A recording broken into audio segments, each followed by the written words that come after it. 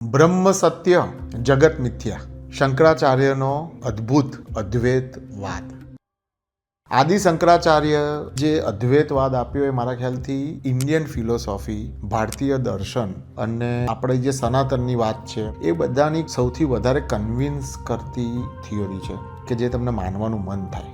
અદ્વૈતવાદ એવું કહે છે કે આ જગત છે ને એ માયા છે કે મિથ્યા છે અને બ્રહ્મ એક જ સત્ય છે. એવું કહે છે કે બ્રહ્માની આંખનું સપનું છે અને સપનાના બધા કેરેક્ટર તરીકે આપણે જીવન જીવી રહ્યા છીએ. તો આ અદ્વૈતવાદ અને એની સાથે ઇલોન મસ્ક જે કહે છે કે આ બધું સિમ્યુલેશન ચાલે છે, એને તમે કમ્પેર કરો તો સેમ વાત છે કે ભાઈ આ ઘણા બધા લોકો જે મેટ્રિક્સમાં વાત કરે છે એ પ્રમાણે આપણે જે પણ જીવી રહ્યા છીએ એમાં આપણે કેરેક્ટર્સ છીએ અને આ કેરેક્ટર્સ એટલા બધા ઇવોલ્વ છે આ ગેમના, જે લોકો ડિસિઝન્સ બી લઈ શકે છે અને એ ડિસિઝન્સના કન્સિક્વન્સીસ બી મળે છે. પણ overall we are part of a big game.